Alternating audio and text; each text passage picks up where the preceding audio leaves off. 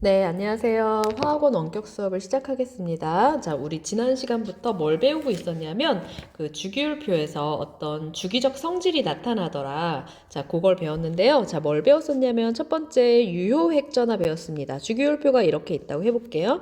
자, 같은 주기에서 오른쪽으로 갈수록 양성자의 개수가 많아지기 때문에, 핵전화도 커지지만 유효핵전화도 커지더라. 자, 그 다음에 같은 족에서 아래로 내려갈수록 역시 유효 핵전화가 커지더라. 양성자 수가 많아지니까. 자, 그 다음에 두 번째 주기성 원자 반지름.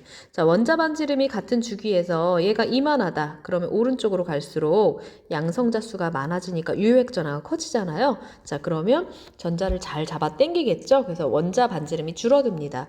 자, 같은 족일 때는 어떠냐? 아래로 내려갈수록 전자 껍질 수가 증가하기 때문에 원자 반지름이 커집니다. 자, 그 다음에 이번에는 이온 반지름의 주기성도 했었는데요. 자, 양이온 되는 친구들, 이쪽에 있는 이 친구들은 양이온이 될 때 전자 껍질이 하나 줄어들게 되잖아. 그러니까 이온 반지름은 확 줄어들게 됩니다. 원자 반지름보다. 자, 그 다음에 음이온 되는 친구들은 어떻냐? 자, 음이온 되는 친구들은 전자를 이렇게 뺏어 오더라도 전자 껍질 수가 증가하진 않죠. 전자 껍질 수가는 변함없는데, 가장 바깥 껍질에 전자의 개수가 많아지니까 전자 간의 반발력이 커지기 때문에, 더 커집니다. 원자 반지름보다 이온 반지름이 더 커집니다. 자, 그럼 여기까지 했었고, 자, 이번에 이제 마지막 주기성을 가지는 그 성질 마지막 이온화 에너지, 뭔가 이온으로 만드는데 필요한 에너지, 자, 그거의 개념.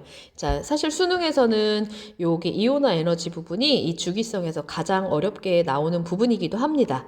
자, 잘 한번 이해해 보도록 할게요. 자, 우선 이온화 에너지의 개념이 뭔지 알아야 되겠지, 얘들아. 자, 기체 상태의 중성 원자에서 예를 들어 리튬이라고 한번 해볼게요. 자, 리튬 원자.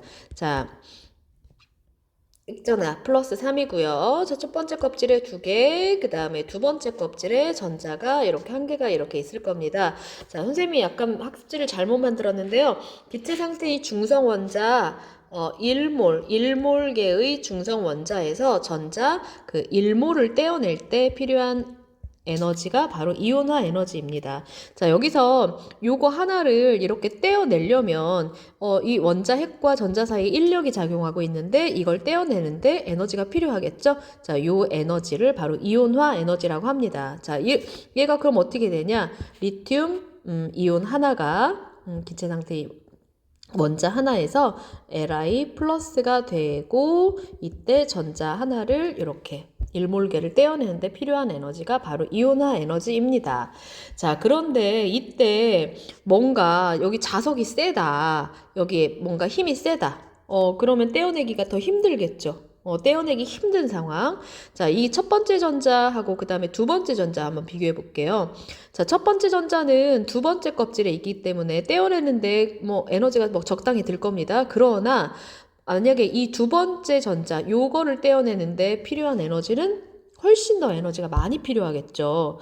자, 그래서 어떤 전자를 떼어내느냐, 어떤 원자에 있는 전자를 떼어내느냐, 그 다음에 같은 원자라도 이제 더 안쪽 전자를 떼어낼수록 더 에너지가 더 많이 들어가게 됩니다. 자, 이러한 경향성에 대해서 이번 시간에 배워보도록 하겠습니다. 자, 그러면 이온화 에너지가 어떤 주기성을 가지느냐? 한번 볼게요. 자, 같은 주기일 때 한번 볼까요? 같은 주기일 때. 자, 여기 주기율표를 대충 이렇게 네모나게 이렇게 그려 놓으시고, 같은 주기일 때. 자, 어떠냐 하면, 자, 여기 리튬, 베릴륨, 이렇게 붕소, 탄소, 이렇게 기타 등등 이렇게 같은 이주기 친구들이 이렇게 있다고 해볼게요. 자, 그러면, 자, 오른쪽으로, 같은 주기에서 오른쪽으로 갈수록 전자를 떼어내기가 더 어떨까요? 대체적으로 주기율표 같은 주기에 오른쪽으로 갈수록 유효 핵전화가 커지잖아요. 그러면 떼어내기 힘들지 않겠어요? 힘들죠. 자, 그래서 이쪽 오른쪽으로 갈수록 이온화 에너지가 대체로 증가합니다. 그래서 대체로가라고 붙은 이유가 있습니다. 예외가 있다라는 거죠. 자, 그 다음에 이번엔 같은 족일 때 한번 볼게요. 자, 아래로 내려갈수록 전자를 떼어내기가 어떨까요? 자, 리튬은 두 번째 껍질에서 떼어냅니다. 자, 근데 나트륨 같은 경우에는 세 번째 전자 껍질에서 전자를 떼어냅니다. 떼어내기가 더 어떨까요? 쉽겠죠. 바깥 껍질에 있으니까 원자 핵과의 거리가 멀기 때문에 떼어내는데 더 에너지가 적게 듭니다. 자, 따라서 같은 족일 때는 원자 번호가 증가할수록, 즉 주기율표 아래로 내려갈수록 전자 껍질 수가 증가하기 때문에 핵과의 인력이 감소해서 떼어내기가 쉽습니다. 자, 그래서 이온화 에너지가 감소합니다. 자, 그러면 밑에 이 그래프가 되게 중요하거든요. 자, 가로축은 뭐냐면 원자 번호 1번부터 20번까지의 원자들이고요. 얘네들의 이온화 에너지 값입니다. 자, 단위는 1몰을 떼어내는데 필요한 킬로줄 에너지이기 때문에 이온화 에너지의 단위는 보통 킬로줄 퍼 몰을 사용을 합니다. 자, 그러면 자, 한번 볼까요? 자, 1주기 친구들 한번 볼게요. 자, 수소헬륨. 자, 얘는 1주기 친구들입니다. 자, 그 다음에 2주기 친구들 한번 묶어볼게요. 자, 2주기 친구들은 어디 있냐면, 자, 얘네들이 2주기 친구들입니다. 자, 그 다음에 3주기 친구들은 어떠냐면, 3주기는 이렇게 있습니다. 자, 4주기 친구들은 이렇게 있습니다. 자, 그러면 전체적으로 한번 보세요. 자, 1주기, 2주기, 3주기, 4주기로 갈수록 전체적으로 이온화 에너지가 어떻게 될까요? 4주기로 갈수록 조금 더 이온화 에너지가 작죠. 작은 경향이 있습니다. 왜냐하면 더 바깥 껍질에서 떼어내니까요. 자, 그러면 이번에는 자, 여기 2주기만 한번 집중적으로 한번 볼게요. 자, 2주기에 속하는 친구들, 얘네들의 이온화 경향을 봤더니, 대체적으로는, 같은 주기에서 오른쪽으로 갈수록, 원자 번호가 증가할수록, 유효핵 전하가 더 커지니까 전자를 떼어내기가 힘들 겁니다. 그래서 대체적으로 이온화 에너지가 이렇게 증가합니다. 그런데 예외적인 구간이 나타나요. 어느 부분이냐면, 여기, 오히려 감소하는 부분, 그 다음에 여기 부분은 예외 구간입니다. 두 군데는. 자, 그러면 왜 이렇게 예외 구간이 나타나는지. 자, 원래대로라면 베릴륨보다는 붕소가 양성자가 더 많기 때문에 유효 핵전하가 더 커서 전자를 떼어내기가 힘들겠는데 오히려 붕소가 더 떼어내기 되는데 에너지가 더 적게 필요하잖아요. 여기 산소하고 질소도 마찬가지지, 얘들아. 자, 원래대로라면 산소가 양성자가 더 많아서 유효핵 전하가 더 커서 그 전자를 떼어내기가 더 어려울 텐데 여기 보면 오히려 질소보다 더 전자를 떼어내는데 오히려 더 적은 에너지가 필요합니다. 자, 왜 이렇게 예외 구간이 생기는지 그거를 밑에서 한번 알아볼게요.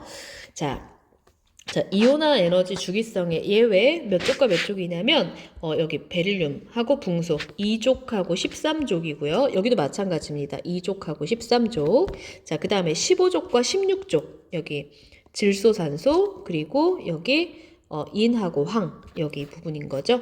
자, 이게 여기 구간이고요. 그 다음에 얘가 여기 설명이 되겠습니다. 왜 이렇게 역전되는 구간이 나타나느냐. 자, 이거를 이제 전자배치랑 연관지어서 생각을 해봐야 되는데 자, 여기 베릴륨 한번 볼게요. 자, 베릴륨은 4번, 얘는 원자 번호가 5번입니다. 자, 전자배치 옆에다 그냥 다시 적어볼게요. 자, 베릴륨 같은 경우엔 1s에 2개, 2s에 2개인 거죠. 자, 그러니까 여기 이제 원자가 전자만 여기다 이 오비탈 상자 모형을 이용해서 그려보면 원자가 전자 요건 거죠. 자, 요렇습니다.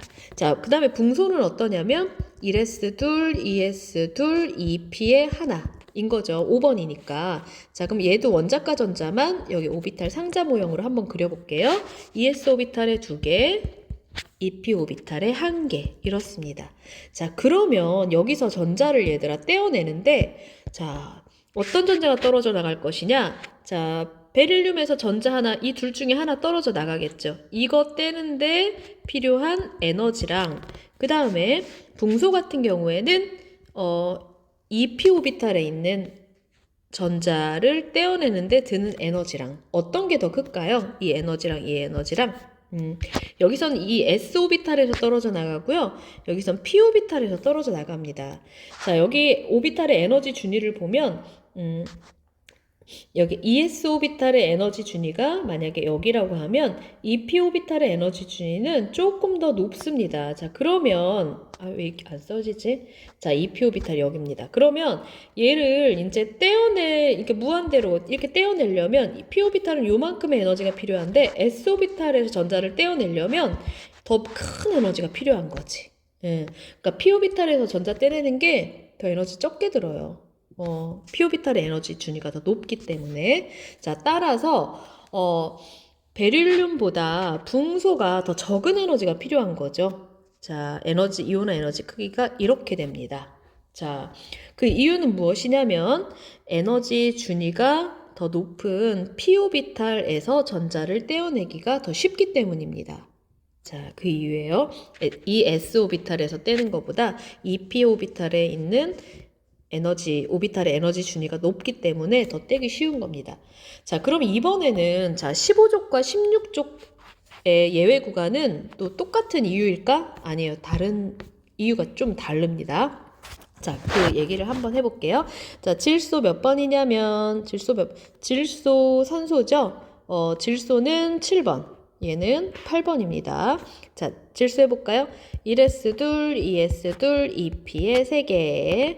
자, 산소는 1s2, 2s2, 2p에 4개. 자, 전자 배치 원자과 전자만 여기다 오비탈 상자 모형으로 띡띡 그려봅시다. 2s에 2개, 2p에 3개. 하나, 훈투 규칙. 자, 그 다음에 산소는 하나, 둘, 셋, 4개. 자, 이렇게 되죠? 자, 그럼 이때 떨어져 나가는 전자, 어떤 전자가 떨어져 나가는지 볼까요? 여기, 질소 같은 경우에 이 3개 중에 아무거나, 에너지가 어차피 똑같으니까, 자, 요게 떨어져 나가는데 필요한 에너지랑, 그 다음에, 산소 같은 경우에는 여기서 어떤 게 떨어져 나갈 거냐면요. 여기 있는 거 둘 중에 하나가 떨어져 나갈 겁니다. 왜냐면 이 두 전자는 같은 오비탈에 존재하기 때문에 서로 반발력이 작용해요. 그래서 이 전자, 선생님이 지금 X표 치는 전자, 이 전자가 떨어져 나가는 게 아니라요. 이 같은 오비탈에 존재하는 그 두 전자 중에 하나가 떨어져 나가는 게 더 에너지가 적게 듭니다. 자, 그래서 따라서 이런 거죠. 얘가 더 에너지가 많이 드는 거죠. 질소가. 그래서 질소에서 떼어내는 게 산소에서 떼어내는 것보다 더 에너지가 많이 듭니다. 그렇게 해서 이렇게 역전되는 구간이 생기는 거예요. 자, 그 이유 밑에 짝을 이룬 전자 사이에 여기 동그라미 치는 부분 짝을 이루는 전자 사이에는 전자 사이의 반발력 때문에 떼어내기가 쉽습니다. 둘이 싸워요. 사이가 안 좋아. 그럼 갈라놓기 좋겠죠. 에너지 얼마 안 들여도. 자, 그렇게 이해하시면 되겠습니다. 자, 그러면, 자, 오늘 이거를 우선 했는데, 자, 보통 이온화 에너지라고 하면 전자 한 개 떼는데 필요한 에너지이기 때문에 제1 이온화 에너지라고 부르고요. 그냥 이온화 에너지라고 하면 그냥 제1 이온화 에너지라고 생각하면 되겠습니다. 자, 요 모양 그래프 외워야 될까 안 해도 될까요? 외워셔야 됩니다. 자, 어떻게 생겼는지 여기 선생님이 지금 동그라미 치는 부분, 이 부분 패턴 한번 보세요. 다시 살짝 지워보고 자, 이 부분을 외워야 돼요, 얘들아. 이렇게 생긴 거. 한번 따라서 그려볼까요? 자, 어떻게 생겼는지. 1, 2, 3, 4, 5, 6, 7, 8. 이렇게 외워야 돼요. 이게 제1 이온화 에너지의 패턴입니다. 자, 1족, 2족, 13족, 14족, 15족, 16, 10자는 그냥 귀찮으니까 살짝 빼고 외워야 될 것 같아요. 1, 2, 3, 4, 5, 6, 7, 8.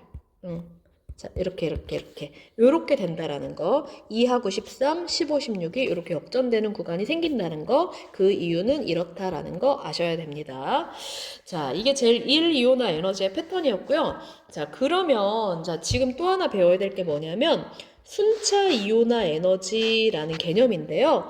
자, 아까 리튬 가지고 한번 볼게요. 자, 리튬은 이제 양성자 3개에 전자 1개, 2개, 그 다음에 두 번째 껍질에 1개. 자, 요 전자를 하나 떼어낼 때 필요한 에너지, 자, 요거를 떼어낼 때 필요한 에너지가 제1 이온화 에너지입니다. 그리고 그거는 그냥 이온화 에너지라고 표현해요. 자, 그런데 하나를 떼서 얘가 이제 Li 플러스가 된 상태예요. 이 상태에서 한 개를 더 떼는 겁니다. 그러면 Li 2 플러스가 되고 전자 하나가 더 떨어져 나오겠죠. 자, 이때 드는 에너지는, 이때 필요한 에너지는 어떨까요? 자, 요 지금 선생님이 다른 색깔, 골드색으로. 자, 이 전자를 얘는 이제 아까 떨어져 나간 상태고 하나 더 떼요. 그러면 이거를 뭐라고 부르냐면 제2 이온화 에너지 E2라고 부르는데 E1에 비해서 E2는 크기가 어떨까요? 더 안쪽 껍질에서 떨어지고 이미 이제 전자가 이렇게 하나가 제거된 상태이기 때문에 여기 핵과 전자 사이 인력이 더 강해진 상태입니다. 더 강하게 잡아당기고 있는 상태예요. 자, 그리고 더군다나 아까 첫 번째 전자 얘는 두 번째 껍질에서 떨어져 나가니까 떼기가 쉬웠는데 얘 또 전자를 또 하나 떼려고 하면 더 안쪽 껍질, 첫 번째 껍질에서 떼려고 하니까 얼마나 떼기가 더 힘들겠어요. 그래서 이 원보다 E2, 제2 이온화 에너지는 확 증가합니다. 더 떼는데 에너지가 확 많이 들어요. 자, 첫 번째 게 만약에 100만큼 에너지가 들었다. 그럼 제2 이온화 에너지는 뭐 1000 이런 식으로 엄청나게 에너지가 많이 증가합니다. 자, 그래서 자, 이게 이제 순차 이온화 에너지의 개념인데 중성 원자에서 전자를 한 개씩 차례차례 떼어내는 거. 한 개 떼고, 그 다음에 한 개 더 떼고, 한 개 더 떼고. 자, 이렇게 한 개씩 차례로 떼어낼 때 각 단계마다 필요한 에너지를 순차 이온화 에너지라고 부릅니다. 자, 근데 전자를 떼어낼수록 한 개 떼고, 두 개 떼고, 세 개 뗄수록 남아있는 전자가 더 적기 때문에 전자들끼리의 반발력이 줄어들잖아요. 그래서 남은 전자와 원자 핵 사이의 인력이 엄청 끈끈해집니다. 그러니까 점점 더 떼기가 더 어려워지는 거죠. 그래서 E1보다는 E2, E3로 갈수록 점점 더 값이 커집니다. 떼기가 더 힘들어진다라는 뜻입니다.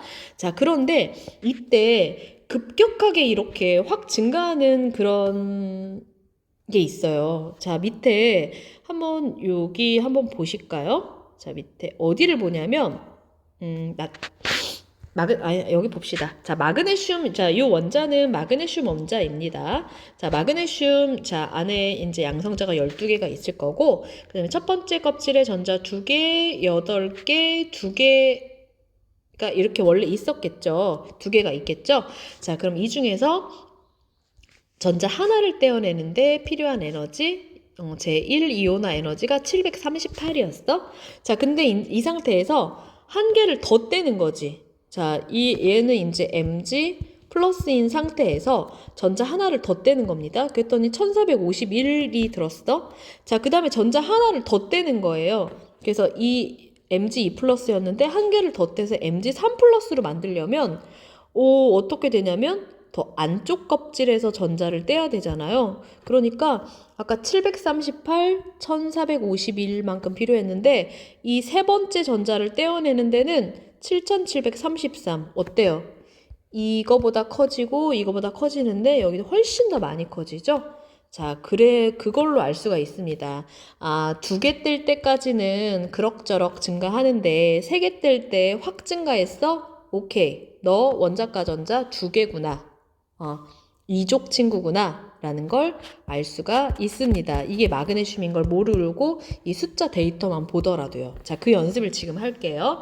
자, 나트륨 첫 번째 이제 여기에 나트륨, 마그네슘, 알루미늄 이렇게 나온다고 해볼게요. 자, 얘네들의 전자 배치는 뭐 우리 아는 거고요. 자, 순차 이온화 에너지 값 봅시다. 자, 나트륨 볼게요. 496이었는데 두 번째 전자를 하나 더 떼는데 이만큼 들었어요. 거의 10배는 아니어도 한 9배 정도 증가했죠. 그 다음에는 뭐 몇 배 정도까지는 아니고. 자, 그러니까 여기가 확 증가합니다. 자, 이걸로 봤을 때 뭐를 알 수 있냐 하면 얘는 원자과 전자가 한 개구나. 그래서 한 개 뗄 때는 그럭저럭이었는데 두 번째 한 개를 더 떼려고 보니까 에너지가 확 많이 드는 걸로 봐서 더 안쪽 껍질의 전자를 떼는 건 거구나. 그러니까 얘는 원자과 전자가 한 개라는 걸 알 수가 있습니다. 이거 나트륨인 거 요거 이제 안 알려주더라도 알 수가 있어요. 자, 그럼 두 번째 데이터 한번 볼까요? 자, 여기 아랫줄 보면 738, 1451, 그럭저럭 2배. 여기는 보니까 이렇게 증가했고 이렇게 증가했죠? 자, 확 증가하는 구간. 여기인 것 같죠? 여기. 자, 그러면 2개 뗄 때까지는 그냥 그럭저럭. 근데 3개 세 번째 거 떼려고 보니까 확 증가하네? 2개까지는 뭐 원자가 전자인가 보다. 자, 그래서 원자가 전자가 2개라는 걸 알 수 있습니다. 마그네슘 원자가 전자 2개 맞죠? 자, 이번에는 자, 세 번째 데이터 한번 볼게요.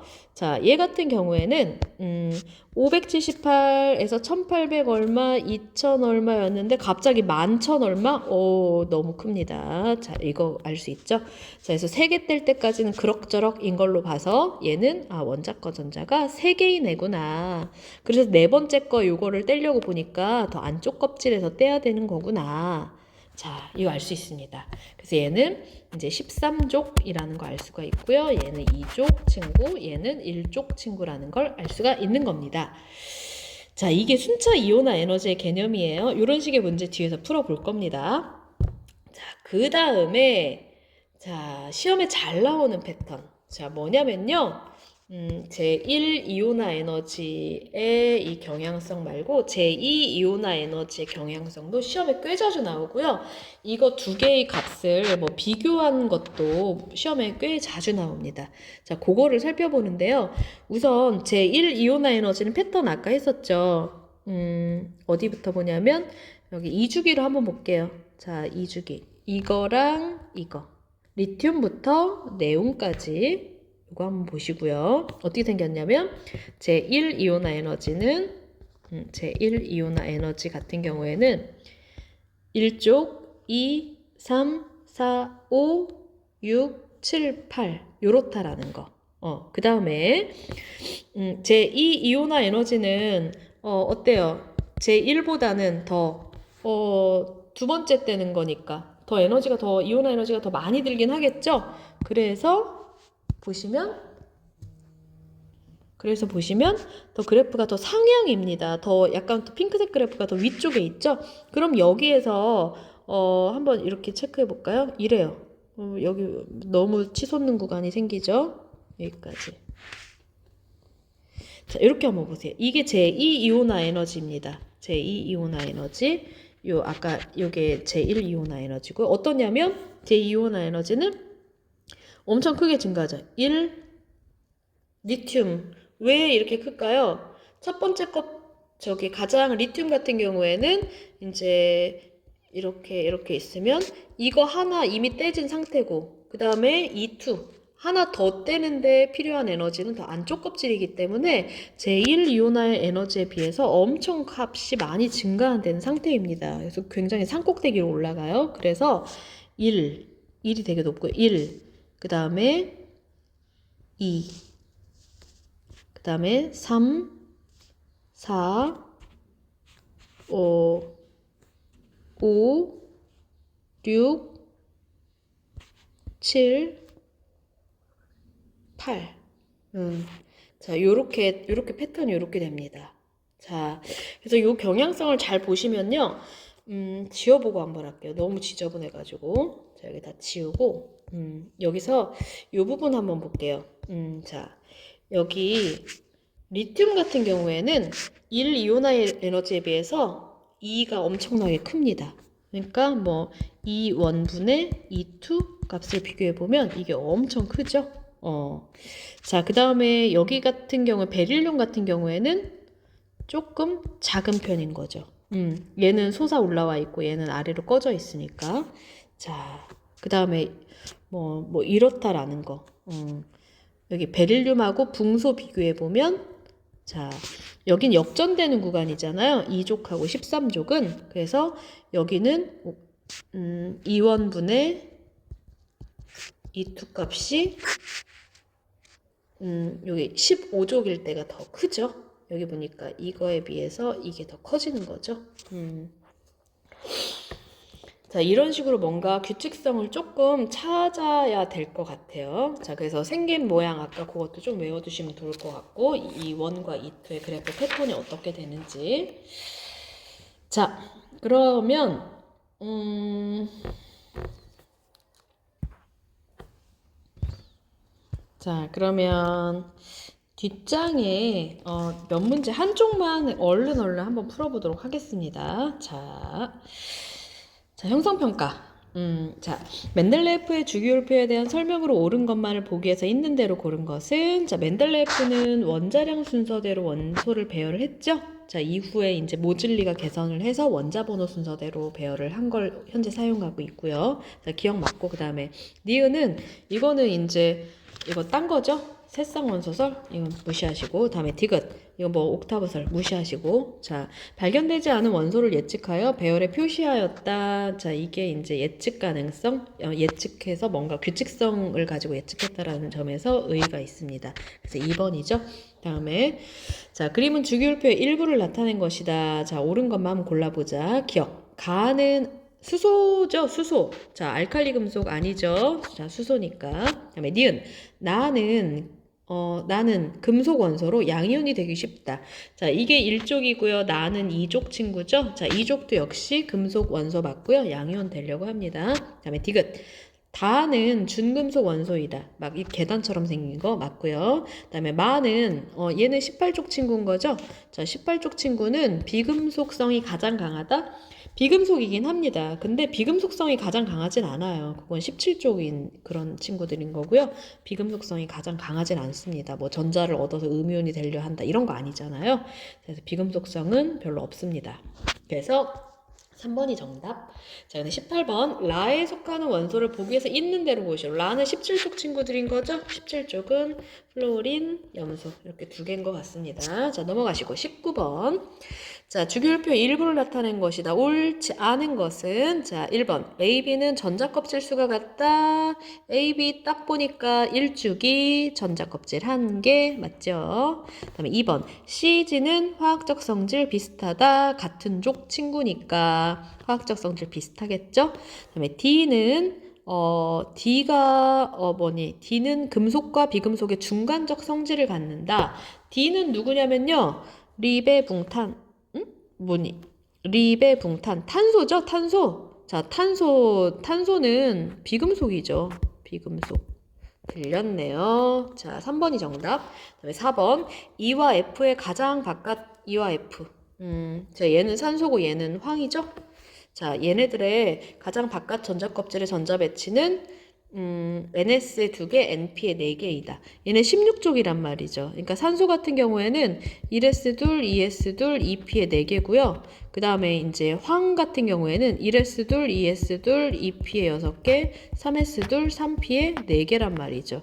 그러니까 16족이니까 원자과 전자 둘 다 6개니까 NS에 2개, NP에 4개가 맞죠? 그러니까 원자과 전자 6개니까 16족인 것 같고요. 그 다음에 5번 H의 금속성이 가장 크다. H는 요건 거죠. 요거.